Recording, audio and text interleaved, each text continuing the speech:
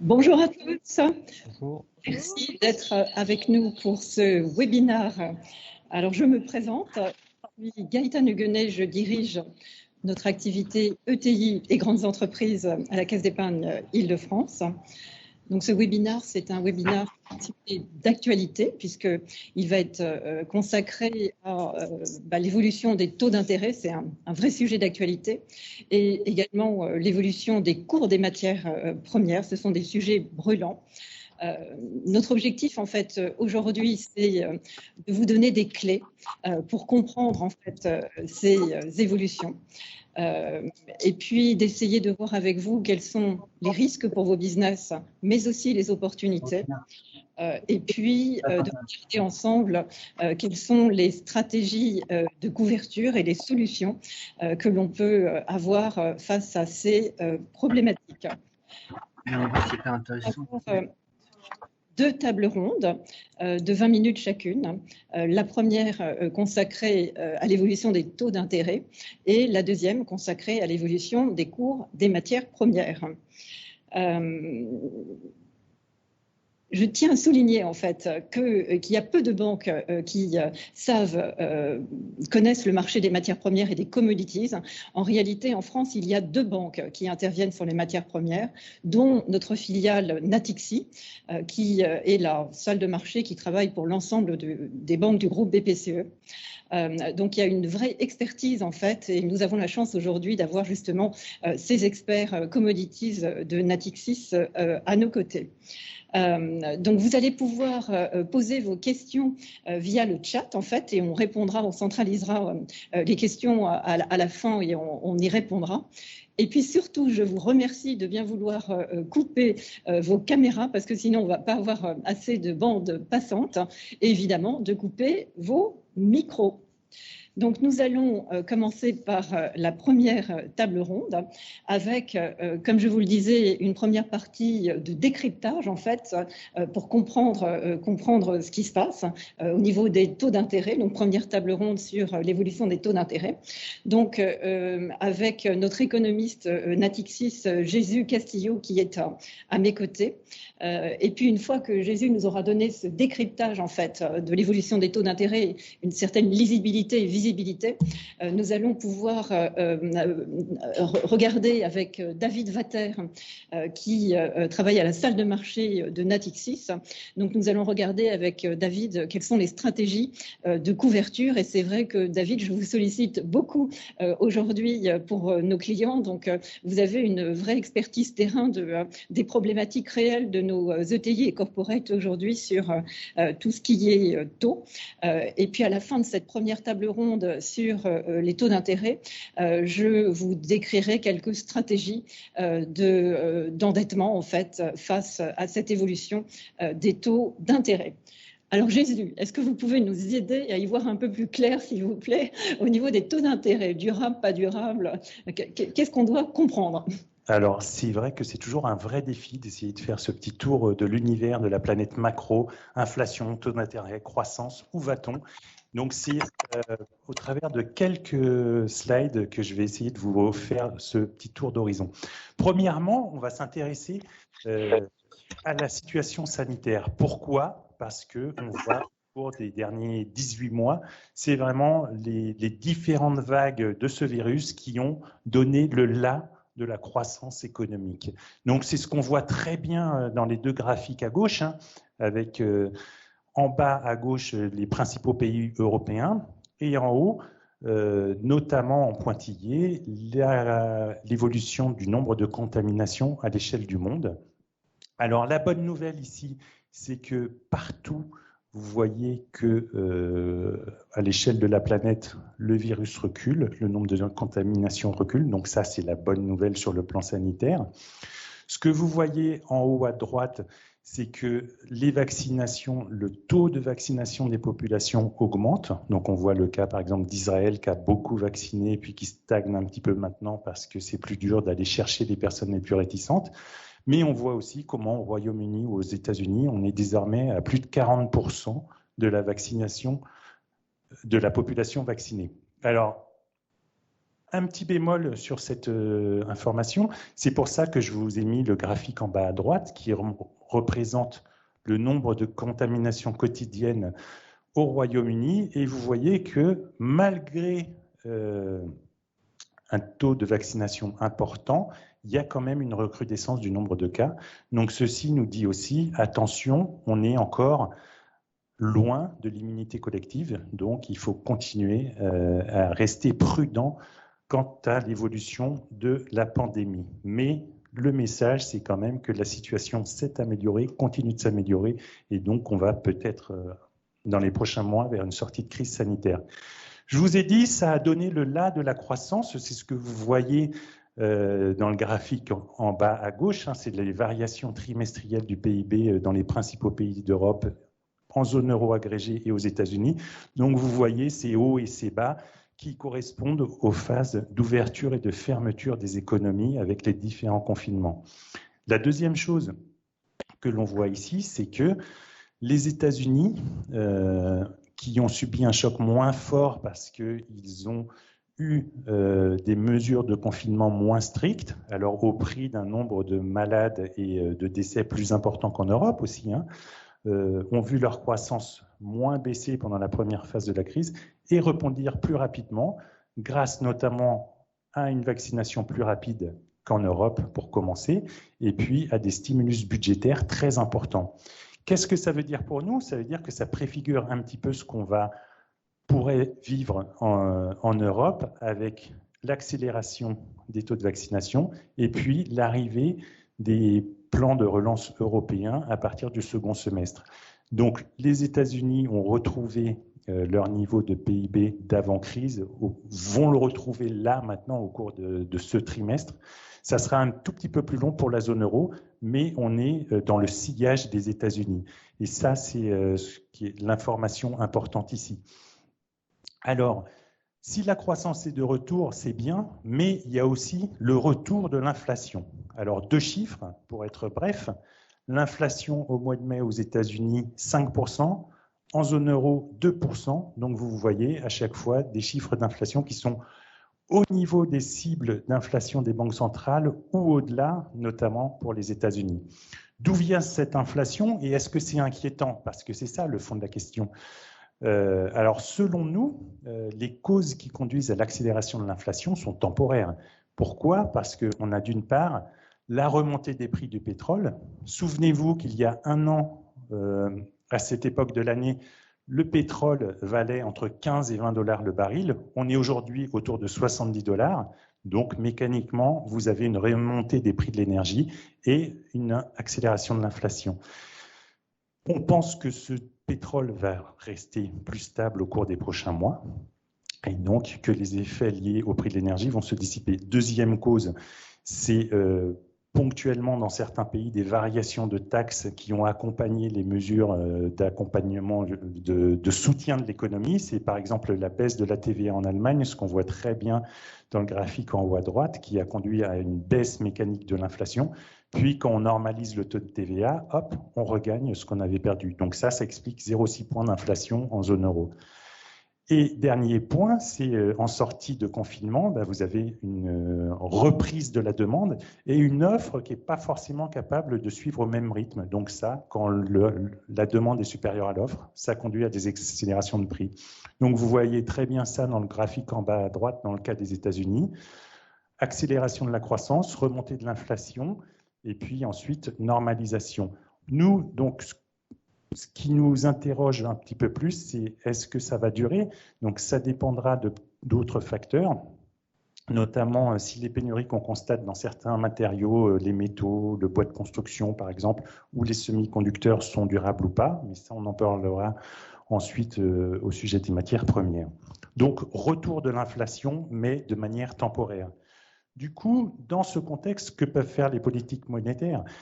Les banques centrales, estiment comme nous que c'est une hausse temporaire. Donc, elles vont continuer d'avoir des programmes d'achat d'actifs importants pour que la croissance continue de se renforcer et s'installe durablement au cours des prochains mois. Donc, on va rester dans un univers de politique monétaire très accommodant. qu'est-ce que ça veut dire en termes de perspective de taux et pourquoi finalement, malgré ces politiques monétaires accommodantes, les taux remontent? Alors, il y a quand même cette crainte de l'inflation. Si on pense que les banques centrales continuent cette politique monétaire, on peut craindre que l'inflation s'accélère. Donc, c'est les anticipations d'inflation. Donc, il faut réussir à ancrer ces anticipations d'inflation. Et puis, deuxièmement, c'est le fait que la politique monétaire peut paraître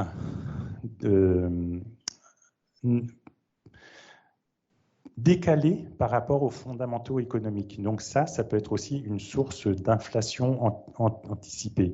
Et le dernier point, c'est dans ce cas-là, est-ce que les banques centrales n'ont pas intérêt du coup à agir, à réduire leur niveau d'achat d'actifs qui pourrait, si on arrivait à penser que l'inflation va être plus durable, et donc dans ce cas-là, ça aurait des répercussions sur les taux d'intérêt.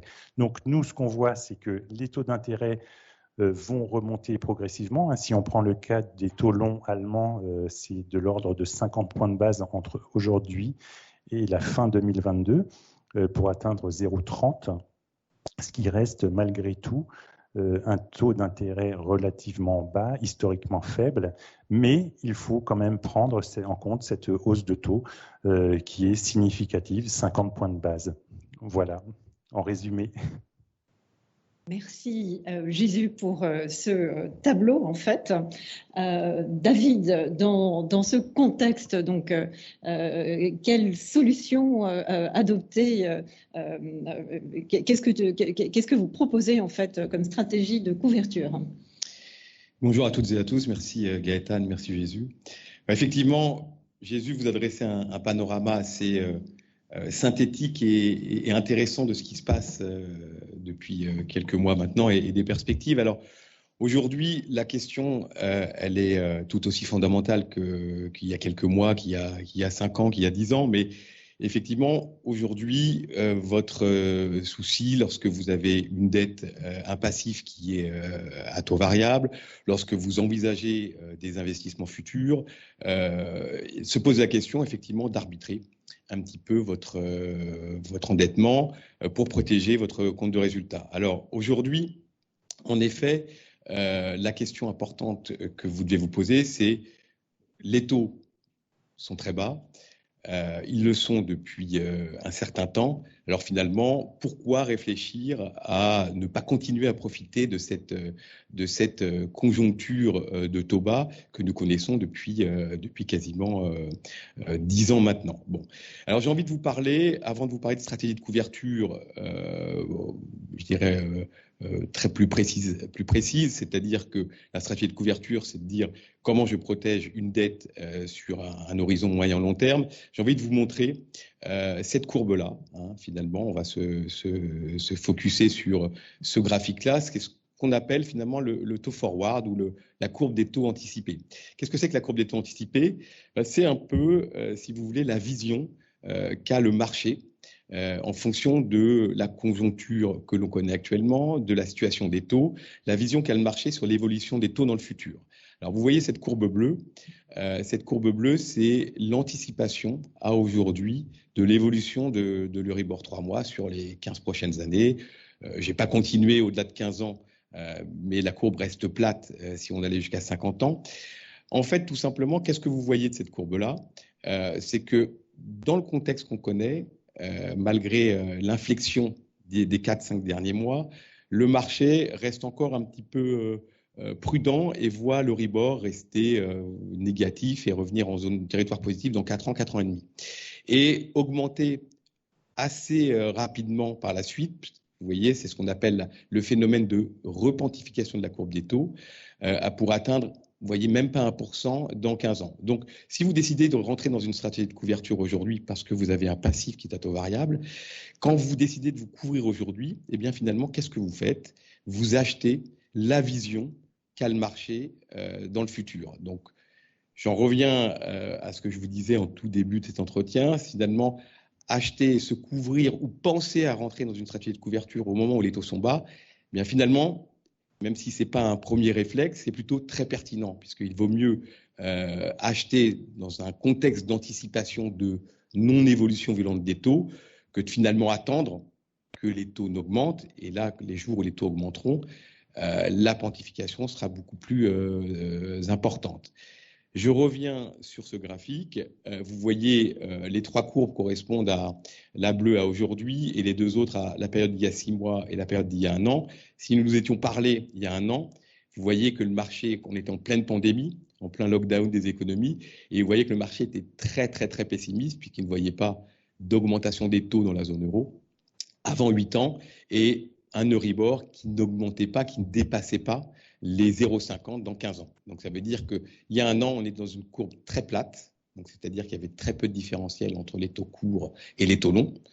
Aujourd'hui, au fur et à mesure que la situation va s'améliorer, au fur et à mesure que les banques centrales vont préciser un petit peu leur politique monétaire, vous aurez une pontification de cette courbe des taux. Alors, en parlant de stratégie de couverture, la stratégie de couverture, c'est une stratégie, on va dire, d'assurance, de protection, de stabilisation de vos frais financiers. Alors, sans vous abreuver de chiffres, parce que vous en avez déjà vu beaucoup, finalement, vous donnez quelques repères.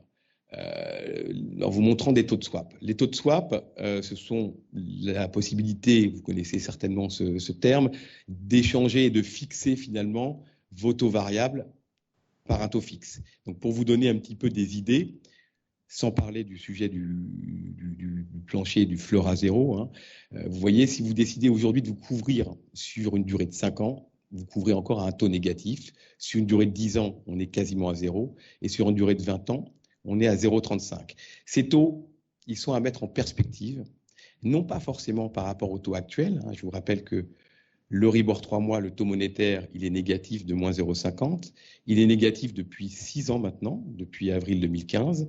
Et finalement, depuis la crise de 2008 des subprimes, où on avait un Euribor à peu près 5,5%, où on a connu quasiment qu'une période de baisse des taux, eh bien, j'ai envie de vous renvoyer, finalement, ou de nous renvoyer tous ensemble vers la moyenne de l'Euribor depuis la création de la zone euro. Et depuis la création de la zone euro, en prenant en compte cette période de 10 ans, voire plus, hein, que l'on vient de connaître de baisse des taux, la moyenne de l'Euribor, elle est de 1,50. Et si on se prend la période depuis post-crise des subprimes, la moyenne de l'Euribor est autour de 1%. Donc vous voyez, aujourd'hui, alors que les taux sont bas, vous arrivez quand même à cristalliser et à vous couvrir et à acheter de la protection à un niveau d'Euribor 20 ans de 0,35 qui est très inférieur à ce qu'on vient de connaître sur les 20 dernières années, voire les 12 dernières années. Et c'est ça qui est important. Deuxième point sur lequel je voudrais insister, c'est que ces produits de couverture sous forme de swap, où on a d'autres stratégies sous forme d'options, de cap, de tunnels, hein, selon un petit peu votre situation, tout l'intérêt de ces produits, c'est que l'on peut aujourd'hui figer un taux d'intérêt pour une protection qui va démarrer dans le futur. C'est ce qu'on appelle les fameux swap à départ décalé, ou dans le jargon financier, on aime bien les mots anglo-saxons, vous le savez, les stratégies à départ forward. Donc vous voyez que si aujourd'hui, vous souhaitez vous couvrir pour une dette ou un taux qui va démarrer dans 2 ans pour 5 ans, on reste à moins 0,13. Si vous voulez aujourd'hui cristalliser une protection qui ne démarrera que dans 2 ans, pour 10 ans, on est à 0,14, et dans 2 ans, pour 20 ans, on est à 0,51. Donc, c'est tout l'intérêt de ce qu'on appelle les produits de couverture et les produits dérivés, c'est que ce sont des produits qui s'adaptent vraiment à votre dette. Vous pouvez couvrir tout ou partie de votre dette, pas forcément toute la durée, ça c'est important. Et puis surtout, vous pouvez prendre aujourd'hui des positions pour un démarrage dans plusieurs années. Et donc, c'est tout l'intérêt pour continuer à profiter des taux variables qui vont encore perdurer, hein, comme vous le disait Jésus, certainement encore au moins 2 ans. Voilà. Et puis, j'ai envie d'en terminer par là. On a parlé de taux d'intérêt, mais dans le déterminant des taux d'intérêt, il y a notamment les taux d'inflation, et vous le savez peut-être ou pas, mais l'inflation, ça se couvre aussi. Hein, on peut tout à fait prendre des protections contre l'inflation, et j'ai envie de vous donner un exemple qui me paraît assez pertinent et auquel on ne pense pas toujours. J'ai un client qui a une masse salariale très importante, dont une partie des salaires sont indexés sur l'inflation. Et donc, ce client-là, régulièrement, quasiment tous les ans, eh bien, il prend des couvertures sur 4, 5, 6 ans en fonction des taux effectivement qu'on peut lui proposer pour un petit peu protéger la hausse de sa masse salariale. D'accord ? Donc, c'est intéressant. Donc, sur tous les sous-jacents sujets inflation, vous voyez qu'on reste, même si les taux sont bas, on reste dans une période où il est quand même assez pertinent de commencer à prendre des positions pour protéger vos dettes. Voilà, Gaëtan, ce que je voulais dire sur ce sujet où il y a encore beaucoup de choses à dire, bien entendu.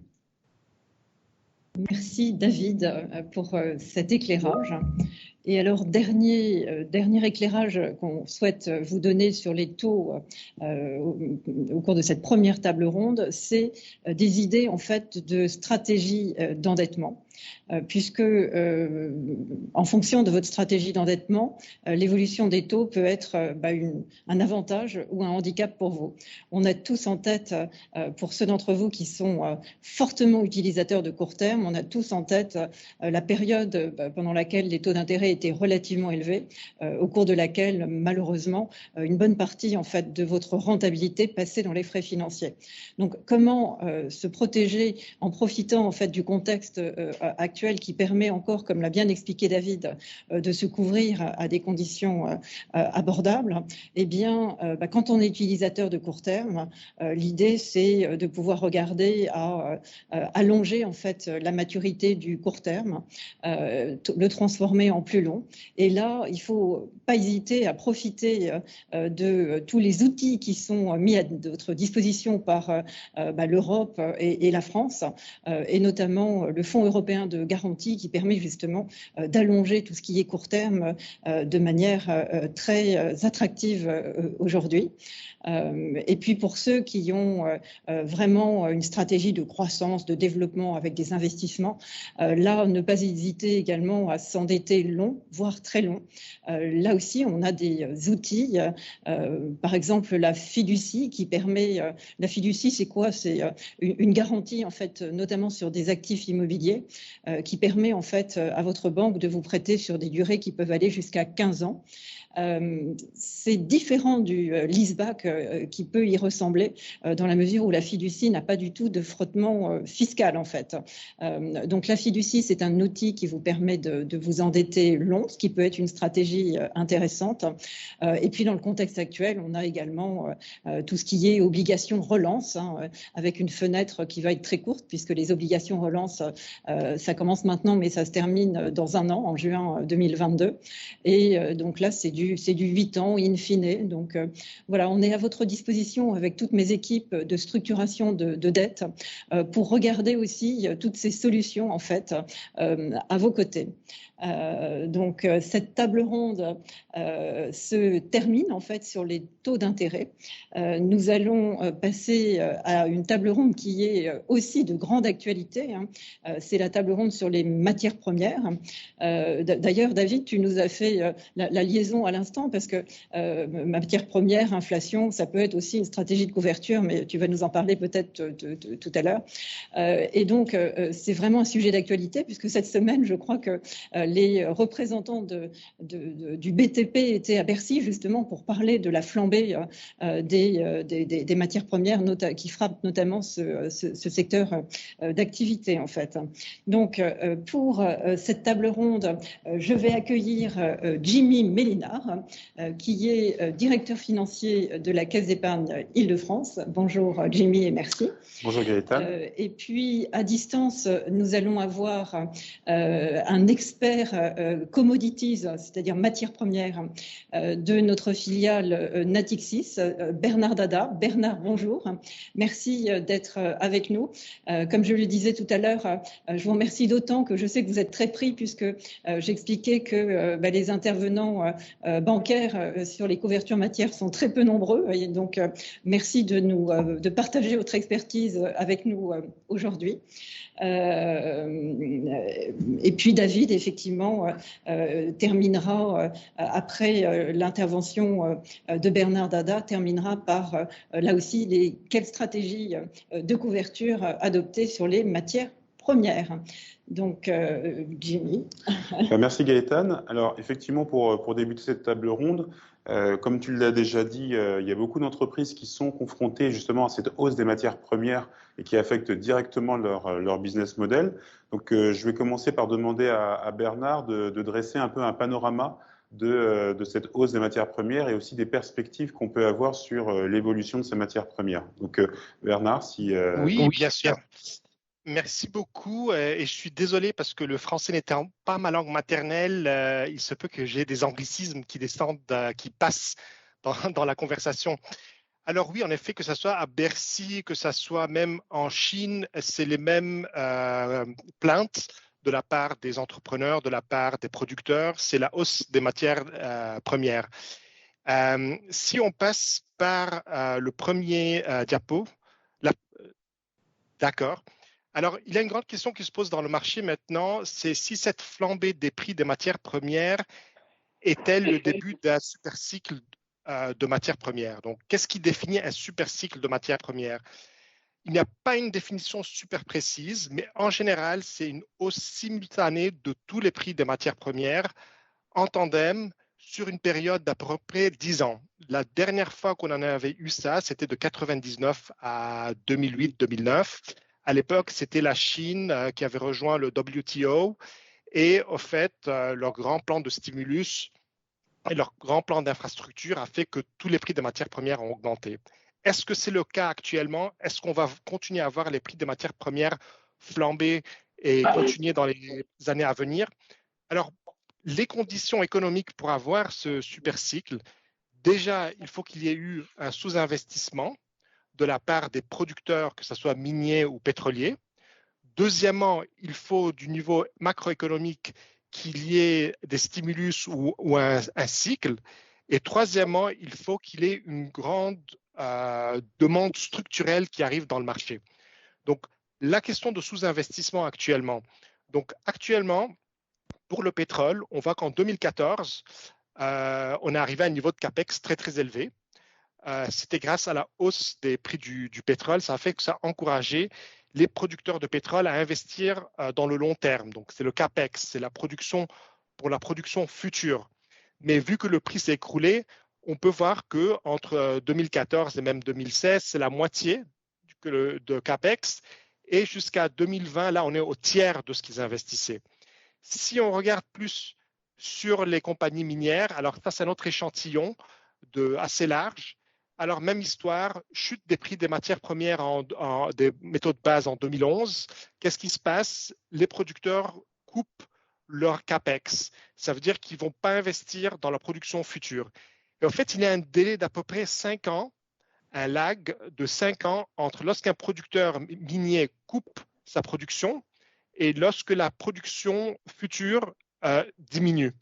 Donc là, on peut voir que malgré le fait que les prix sont remontés en 2018-2019, au fait, CAPEX, ils n'ont pas vraiment réinvesti dans la production future. Si on passe au deuxième slide, alors, en même temps qu'il y a ce sous-investissement, et on commence à voir du côté des producteurs miniers et pétroliers, au fait, que la production commence à faire un plateau. En même temps, on a un boom du part de la demande. Et c'est dû à quoi ce boom? Au fait, deux.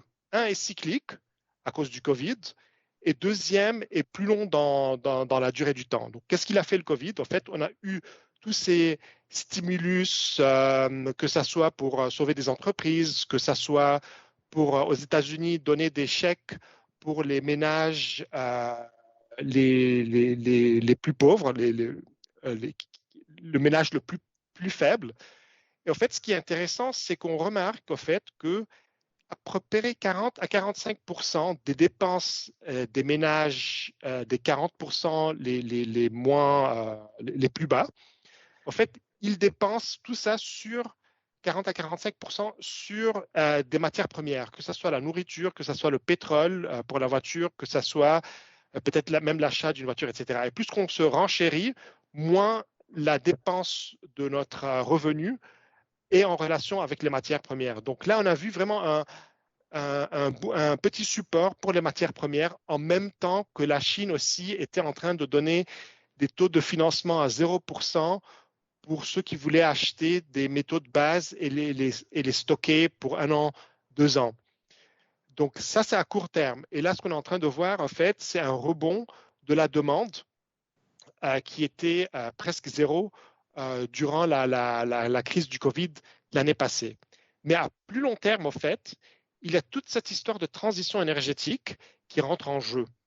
Et ça, c'est vraiment le grand gagnant, ça va être tout ce qui est matière première en relation avec la transition énergétique. Et ça va être en principal des métaux de base, ça ne va pas être le pétrole, ça ne va pas être le charbon. Donc, à la différence du dernier super cycle qu'on a vu avec la Chine de 99 à 2009, ce nouveau super cycle qui va arriver, de notre point de vue, ne va qu'affecter les matériaux qui vont dans la transition énergétique. Donc, le graphique tout à droite ici que je montre, en fait, il montre que même que malgré le fait qu'il y a eu le Covid et l'économie s'est arrêtée, l'Europe n'a pas changé ses plans ses targets, ses objectifs de vente de voitures électriques. Parce que d'habitude, s'il y a une crise économique, on essaye de réduire, de laisser plus polluer. Et en fait, beaucoup d'analystes, dont BINEF, pensaient que l'Europe allait réduire leur ambition de vente de voitures électriques. En effet, non, ils n'ont pas changé. Et on a vu ça dans d'autres pays comme les États-Unis aussi, où on n'a pas fait, c'est pas devenu le Far West en termes de polluer autant que vous voulez parce qu'il y a une crise économique. Donc, on continue avec le plan Biden, le plan d'infrastructure de 2 trillions, qui est vert. On continue avec le plan vert européen, qui est encore plus grand en fait que le plan américain parce que c'est une durée plus courte. Et il y a en plus la Chine qui continue avec la transition énergétique. Donc, grosso modo, c'est très bullish pour toutes les matières premières de transition. Donc, si on passe au slide suivant, en fait, qui sont les gagnants de cette transition énergétique, de ce super cycle? Primo, c'est le cuivre. Le cuivre qui est, les voitures électriques, par exemple, utilisent 3,5 fois de plus de cuivre qu'une voiture à combustion. Les éoliennes utilisent du cuivre, le 5G, etc. On est dans une phase, comme vous pouvez voir dans le graphique à gauche, où la production de cuivre commence à arriver à un plateau.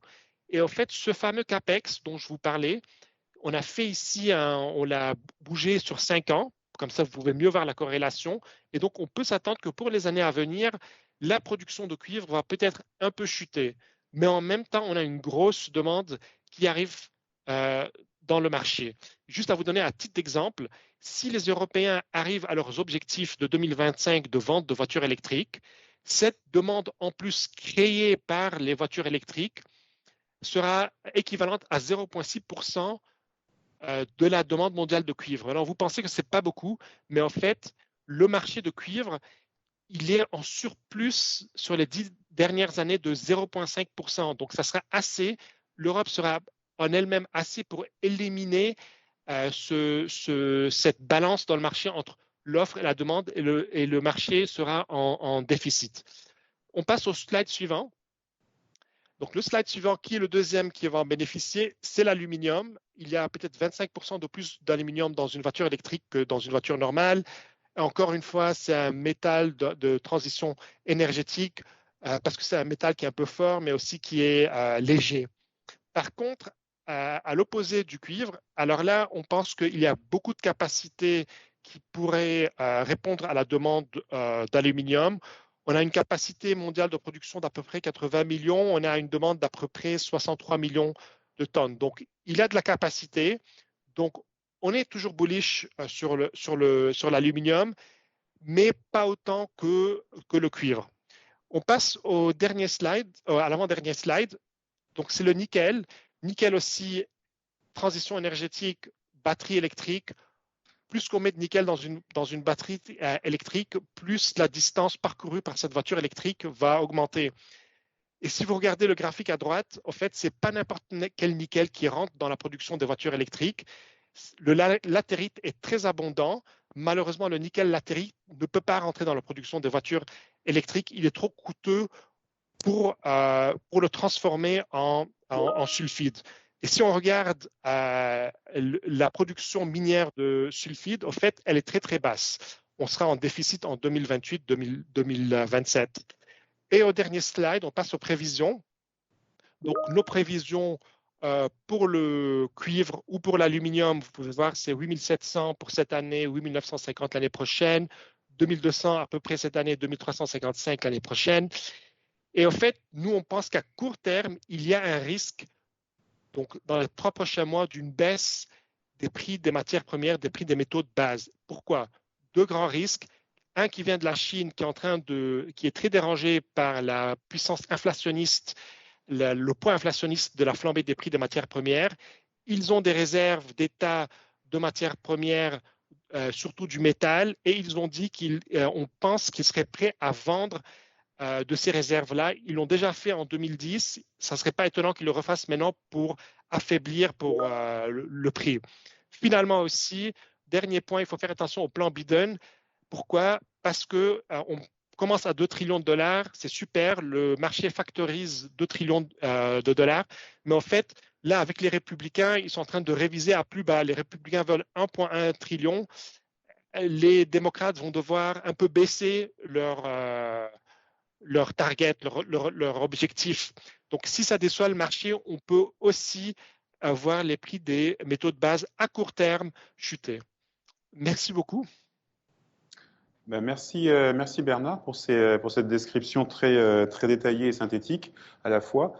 Alors, à l'image de la première table ronde, je vais redemander aussi à David, donc maintenant l'aspect un peu, une fois qu'on a ce panorama, quelles sont les solutions, quels sont les outils qu'on peut utiliser si on souhaite se couvrir contre cette hausse ou une baisse des matières premières?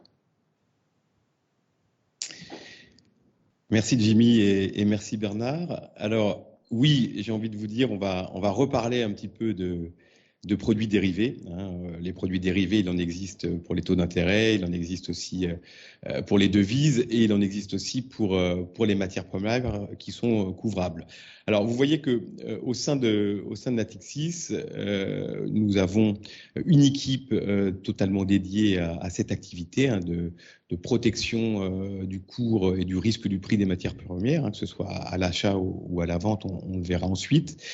Donc, voilà un petit peu le panorama de nos interventions, des produits que l'on peut vous couvrir. Alors, ils sont répartis en 3 grandes familles. Finalement, on couvre les métaux de base. Donc, vous les voyez qui s'affichent. Ça va du cuivre, l'aluminium, le nickel, jusqu'à l'étain. Les métaux précieux, or, argent, platine et palladium, et puis une partie importante, vous vous en doutez aussi, de notre activité tourne autour de tout ce qui est énergie et carbone, avec une grande part, c'est sans doute ce qui est le plus liquide au niveau mondial, qui tourne autour du pétrole et de ses dérivés. Voilà, donc ça, ces produits, ce sont des produits que l'on couvre sous forme de produits dérivés, et ce sont des couvertures que l'on qualifie de financières. Donc ce ne sont pas des couvertures avec des livraisons physiques, ce sont vraiment des couvertures du risque de prix. Alors, on va passer au slide suivant. Alors, finalement, la couverture du risque de prix sur la matière première, on va l'analyser en 3 grandes catégories.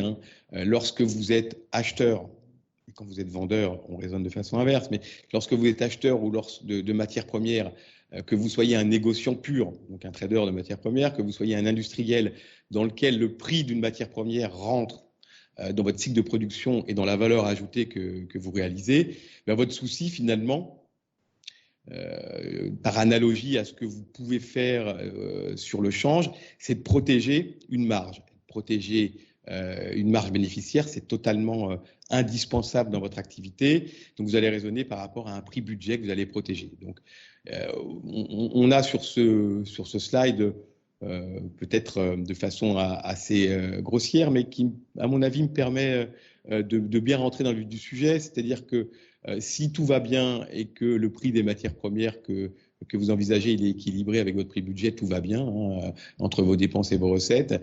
En revanche, si effectivement vous ne vous couvrez pas et que le produit, le prix d'achat décale dans le sens inverse de ce que vous aviez anticipé, bien forcément, vous aurez des répercussions dans votre compte de résultat et dans votre marge bénéficiaire. Et l'intérêt de la couverture, c'est effectivement vous acceptez peut-être de ne pas profiter d'une évolution favorable du cours des matières premières. Bernard vous disait que peut-être qu'à court terme, effectivement, les prix pourraient baisser après cette flambée que l'on vient de connaître. Mais encore une fois, quand vous rentrez dans une stratégie de couverture de matières premières, vous n'êtes pas là pour spéculer, vous êtes là pour protéger un prix, budget, une marge dans le cadre de la gestion de votre entreprise. Alors c'est ça qui est important dans les stratégies de couverture des matières premières. Alors je ne vais pas rentrer dans le détail des produits, je vais juste les citer. On parle de couverture financière, donc ce sont vraiment des échanges de flux entre Natixis, banque de couverture, et vous. Donc les achats physiques, c'est votre sujet, vos relations avec vos fournisseurs. Et donc, vous pouvez couvrir ces produits sous forme de swap, où on échange un prix fixe contre un prix variable, sous forme d'options. Vous pouvez acheter des options pour vous garantir un prix maximal d'achat du cours de matières premières, voire des tunnels. Et inversement, on retourne un petit peu notre veste. Si vous êtes vendeur de matières premières, vous voulez vous couvrir contre une baisse des prix, eh bien, les produits que je viens de vous citer fonctionnent aussi en sens inverse. Donc, les produits sont relativement simples. L'expertise et le gros travail que l'on fait entre nos équipes et vos équipes, souvent vous, directeur financier, chef d'entreprise, et souvent avec les directeurs des achats, ce qui est très important, c'est de trouver la bonne corrélation. C'est-à-dire qu'on travaille avec vous de façon approfondie. On analyse vos contrats d'achat ou vos contrats de vente, selon le sens dans lequel vous souhaitez vous couvrir, pour trouver la très bonne corrélation entre l'indice que vous subissez, entre guillemets, sur ces variations et l'indice que l'on peut vous proposer pour vous couvrir. Alors, ça peut être des indices sur le LME, notamment pour les métaux, des indices très liquides qui fonctionnent bien. Et puis, il y a aussi une démarche très importante que l'on travaille ensemble, c'est de bien dimensionner la couverture et le montant de cette couverture pour que vous ne soyez jamais en surcouverture. Il ne faut jamais couvrir la totalité de vos achats, de vos ventes, évidemment. Il faut toujours vous garder une part de flexibilité, c'est très important. Je vais vous donner un exemple. Les compagnies de transport de voyageurs, que ce soit des transporteurs aériens, voire et les transporteurs maritimes, qui sont des clients importants, eh bien, vous savez que c'est un exemple qui saute aux yeux. Quand elles vendent des billets, vous pouvez vous-même acheter des billets pour voyager l'année prochaine. Pourquoi ces compagnies peuvent vous fixer des prix? C'est parce qu'elles ont besoin de figer le coût de l'achat du kérosène pour les avions, donc elles se couvrent. Et en général, elles ont une politique, je dirais, très précautionneuse, c'est-à-dire si on se couvre sur des durées sur plusieurs années, on couvre par exemple 60% de la consommation potentielle de l'année prochaine, on descend à 30% l'année suivante, et puis après peut-être à 10 ou 15% l'année d'après, pour après rentrer au fur et à mesure dans le marché. Voilà, donc il y a toutes ces stratégies qui sont à mettre en place et qui doivent faire l'objet d'un vrai dialogue entre vous et nous pour définir ce qui sera le plus adapté, je dirais, pour protéger votre compte de résultat. Voilà ce que je voulais vous dire sur ce sujet-là. Merci beaucoup, David. Du coup, je pense qu'on peut passer à la partie peut-être questions-réponses. Alors, je ne sais pas si on a des questions dans la partie du fil du webinaire. Si ce n'est pas le cas, donc j'avais quelques questions aussi. Alors, je vais peut-être commencer par Bernard. Bernard, tu es en ligne. Moi, j'avais une question, notamment, tu as parlé de la hausse des prix des matières premières et je voulais savoir si cette hausse des matières premières pourrait avoir un impact, notamment sur les plans de relance aujourd'hui qui ont été décidés par les différents États et gouvernements.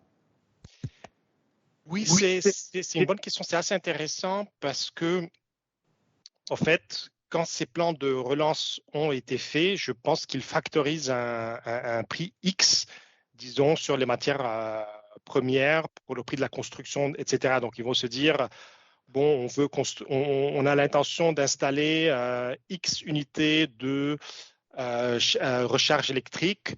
Ils vont commencer par dire qu'ils auront, disons, 200 millions, 300 millions d'euros pour les recharges électriques. J'exagère là, c'est un chiffre lambda. Donc, ici, le problème qu'on voit, c'est que, en fait, avec cette flambée des hausses des prix, on pense au fait que à peu près 20 à 30% que ça va manger, je ne sais pas comment dire, ça va eat in, ça va, oui, disons grignoter ou manger de 20 à 30% de ce budget-là. Donc, ce qui est énorme. Et l'autre truc aussi à prendre en considération, c'est le fait aussi le coût parité, par exemple, des voitures électriques. Donc, tous ces plans de stimulus qui veulent être plus verts, ils se disent, ah, très bien, on s'attend à vendre, disons, 20 millions de voitures en 2020. Mais en fait, si le prix des matières premières continue à augmenter, donc le coût parité, on ne pourra pas atteindre le coût parité des voitures électriques avec les voitures à combustion normale. Donc, ça c'est quelque chose de pas très sympa. Au fait, c'est que on pense qu'à peu près maintenant, on est à 100 $. Il faut pour une voiture électrique que le coût du mégawattheure soit à peu près 100 $. Donc, pour avoir un coût parité avec une voiture à combustion interne. Et là, si les prix continuent à augmenter, on pourra voir que les voitures électriques, ça va leur prendre plus longtemps pour être plus compétitives avec les voitures à combustion interne. Si les prix du pétrole chutent parce que chute un peu plus, donc cette disparité va encore plus augmenter. D'accord, donc du coup, oui, peut-être un effet aussi d'ailleurs de ralentissement sur la transition énergétique. C'est ça, oui. Ouais. Et l'autre point, justement, tu as parlé des voitures électriques. Alors, c'est vrai qu'on n'en a pas parlé, mais c'est quoi en fait la place, on entend beaucoup parler d'hydrogène, c'est quoi la place de l'hydrogène dans cette transition énergétique, notamment pour les voitures électriques? Oui, en fait, pour l'hydrogène, c'est un grand objectif de l'Union européenne. L'avantage de l'hydrogène pour l'Union européenne, dans mon point de vue, au fait, c'est que ça leur donne une indépendance énergétique. Dans le sens où on fait de l'hydrogène avec, je ne sais pas, de l'eau de mer, etc., des éoliennes et de l'eau de mer. Par contre, si on veut des voitures à batterie électrique, il faut du cuivre, il faut du nickel, etc. Et là, on sait que c'est la Chine qui contrôle plus ce milieu-là. Mais le problème de l'hydrogène, au fait, qu'on peut utiliser dans les voitures électriques, qu'on peut utiliser dans les camions, qu'on peut utiliser dans les trains même, on pense qu'il est plus pratique dans ce qui est heavy duty, ce qui est poids lourd, ce qui est train. Mais et la part des voitures qui roulent sur l'hydrogène est très très faible actuellement. Et le grand problème de l'hydrogène, c'est que pour convertir de l'hydrogène, disons d'une éolienne, d'accord, si une éolienne commence avec, je reprends mon exemple, 100 mégawattheures, il n'y aura que 35 mégawattheures de puissance dans cette voiture parce que on passe de l'éolienne, on fait de l'électrolyse, on le compresse, on le gèle à température très basse, on le retransforme en électricité. Donc, il y a toute cette déperdition énergétique. Par contre, pour une voiture électrique, on passe de l'éolienne, le câble électrique, à la voiture électrique. On finit avec à peu près 85 mégawattheures. Donc, c'est de 100% à 85% et l'autre, c'est de 100% à 35%. Donc, ça, c'est le grand désavantage de l'hydrogène. Mais pour tout ce qui est poids lourd, ça peut être plus intéressant. D'accord. Merci beaucoup, Bernard. Merci, Bernard. On voit qu'effectivement, il y a autant de sujets que d'entreprises et que de types d'activités. Donc, merci à tous nos intervenants. Et donc, on voit que là, on vous a donné des clés globales d'analyse, des stratégies un peu généralistes. Et donc, sachez qu'on est vraiment à votre entière disposition parce qu'on voit à quel point il faut s'adapter en fait à vos problématiques.